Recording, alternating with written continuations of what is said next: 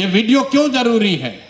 इसलिए जरूरी है कि राजनीति में कई बार आप संगठन बनाते हैं, जैसे ही आपके विरोधी को, प्रतिद्वंदी को पता चलेगा, उसके घर कोई चला जाएगा, अरे भाई तुम जदयू छोड़ के जनसुराज में काहे जा रहे हो?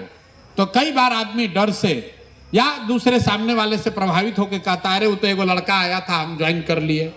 तो अगर आप कागज पर रखिएगा तो पता चलेगा आधा आदमी उससे मुकर गया, लेकिन वीडियो उसने बना लिया, उस वीडियो को अपने फेसबुक पेज पर डाल दिया, उसी आदमी ने अगले 2-3 दिन में अपने दरवाजे पर, अपने दलान में एक छोटी सभा कर दी, तब वो सील हो गया। वो 25 आदमी आपका सील हो गया, निश्चित तौर से अब आपके साथ जुड़ गया।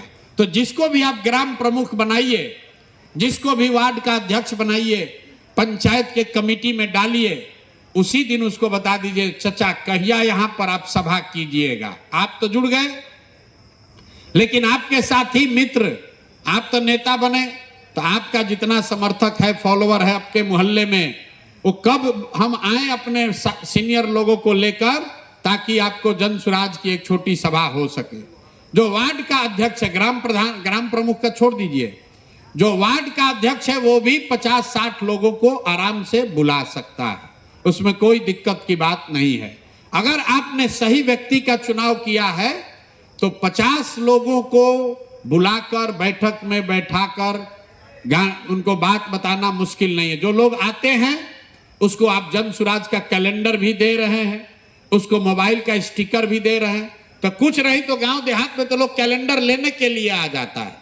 50-60-100 लोगों को इकट्ठा करना मुश्किल नहीं है। आप गांव ऐसे घूम जाइएगा, उसके साथ, ग्राम प्रमुख के साथ, वार्ड अध्यक्ष के साथ घरे घर घूम जाइएगा, भैया चलिए वहां जनसुराज वाले सब आए हैं, बता रहे हैं कि बिहार में व्यवस्था परिवर्तन कैसे होगा, आपके बच्चों को रोजगार पढ़ाई कैसे मिलेगा, चलिए सुनिए, वहां से एक कैलेंडर भी मिलेगा, लेकर आइएगा। सब आदमी जुट जाएगा।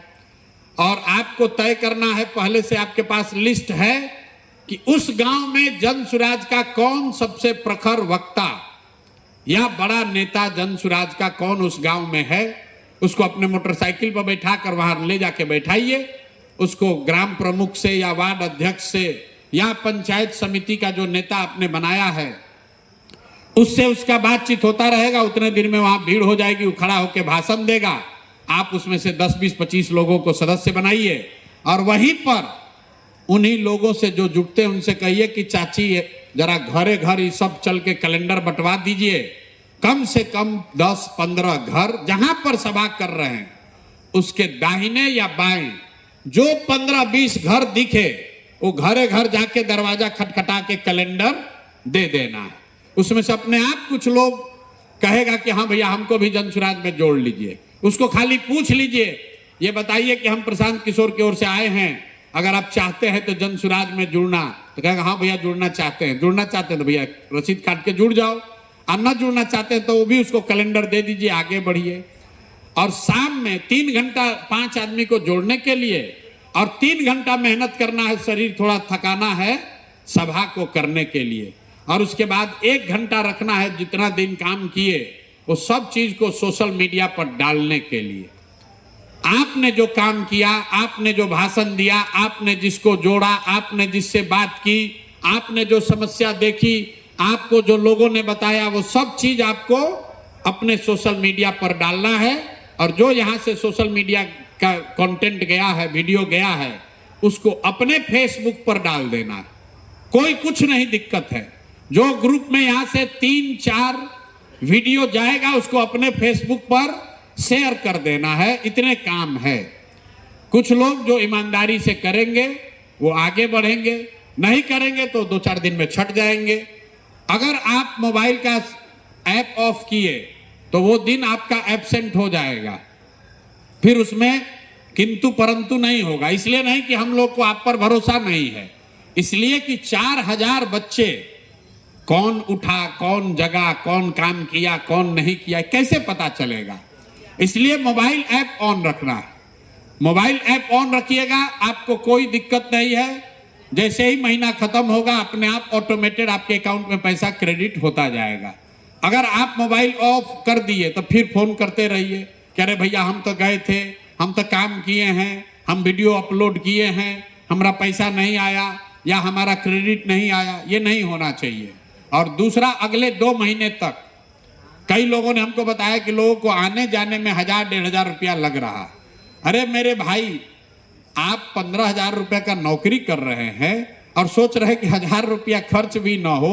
आप सीखिएगा नहीं तो नौकरी कीजिएगा कैसे?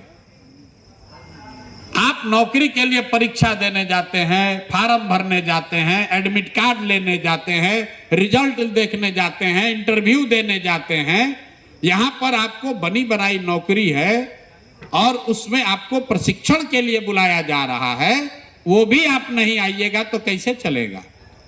लेकिन ये कोई समस्या नहीं है। अगर ये सब लोग मिलकर तय करेंगे कि नहीं, आने जाने का भाड़ा मिलना चाहिए, तो भाड़ा भी मिलेगा। बात पैसे की नहीं है, बात इसकी है कि अनुशासन होना चाहिए। कोई निर्णय जो हम लोग ले रहे हैं, आधा साथी आया ही नहीं तो उसको पता ही नहीं चलेगा। फिर अब उसको रोज फोन पर समझाते रहिए, और नहीं समझाया जाएगा, उसका सैलरी रुक जाएगा तो कहेगा भैया हमारा सैलरी समय पर नहीं आया। तो इसलिए आप अनुशासित होकर इस काम को कीजिए और बाकी चीजों की चिंता हम लोगों पर छोड़ दीजिए।